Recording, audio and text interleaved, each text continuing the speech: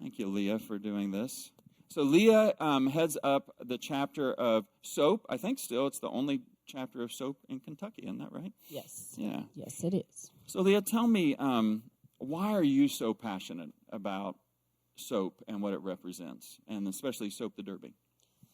So as a parent, I think I always had this hypervigilance to keep my child safe.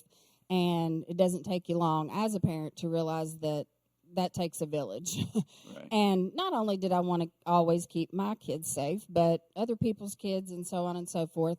And so I was part of the first team that Crosspoint sent to Tampa for the Super Bowl, the first time we did a big outreach event like that.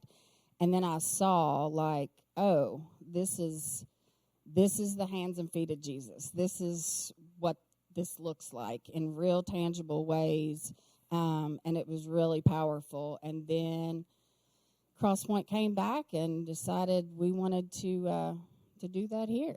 Right. So. And then over the last few years, you've been crucial in leading this for SOAP the Derby, and there's even been events here in town. But speaking specifically of SOAP the Derby, what are some of the things that you have seen happen as a result of that? So I'm sure we've said this before, but just to remind everyone that studies have shown that instance of human trafficking rises around big sporting events, big events in general, but like the Daytona 500, the Super Bowl, the Kentucky Derby. And so when we started doing our outreach events here in Kentucky, what I saw was that it worked. I mean, there's no, that's as simple as I can say it, that it worked, that kids were saved. We saw, every time I tell the story of one of the teams that went to a hotel in southern Indiana, and one of the things, the spiel, you go in and you have a missing children's poster and you say, have you seen any of these children? And sometimes, the front desk will say, oh, yeah, this young girl's in here often. But this particular day, they said, 2 of these boys are here right now. Right. And then you're just, whew. And then also people coming in behind, organizations and so on and so forth, like not specifically because of SOAP, but because of human trafficking. Marriott now mandates all of their staff to be trained in human trafficking. So it works. Yeah. It just works. Hey, can we just thank all those who have served in SOAP in that way? And then, Leah, for the person who's maybe sitting here and saying, I've heard of this for maybe the first time during this series, I've heard of this for a couple years, I've always thought about it, I've always wanted to, but I've never done it. What would you offer to them to encourage them? Like, give it, because I think we need probably at least 100 people to join us to make this successful. Right. Yes. Yeah, what would you say? And I always like to know what if I'm signing up for something, I'm like, what does that even look like? And what am I going to be doing when I get there?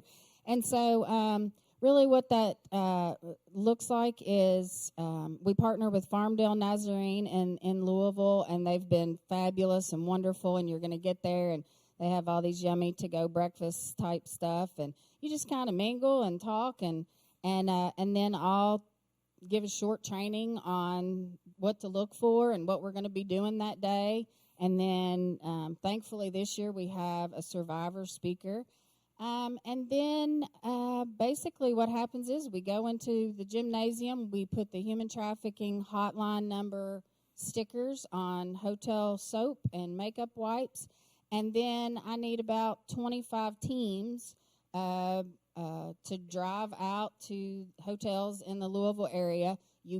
I give you a route sheet of like 5 to 7 hotels that are hopefully in close proximity, and then you have a driver, a navigator. I mean, you can do it however you want, but that's just the ideal. And then a couple of people who agree to just go in the hotel and say, hey, can we, we're with SOAP, can we leave these materials here? And so I think it would be great for a girls' trip, because there's outlet malls just on the way back. But anywho, about men's groups, my daughter and I have done it for several years. So, just get a group together of friends, of small groups of, and sometimes if you just want a label and that's it, that's completely valued, and we need that as well. Awesome. Well, I thank you for what you've done, and also I'm really excited that we get to introduce through this news clip this special speaker that we're going to have, who is a survivor of human trafficking, lives here in Kentucky as well, right? Yes. She was a U of L student. Right. Her family came here for a better life when she was a young child, and she had some tragedy. It didn't really turn out. And she got trafficked once they moved here. Sure. Right? Yes. Yeah. I think she's from Dominican Republic. But anywho, her family. I think she was 9 when they moved here. Came to America, the United States of America, because it happens here. Right.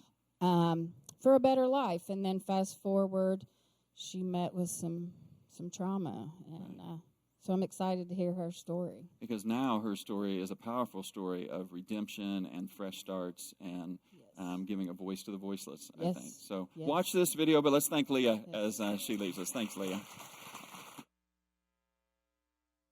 The United States is again ranked as one of the top 3 worst countries in the world for human trafficking.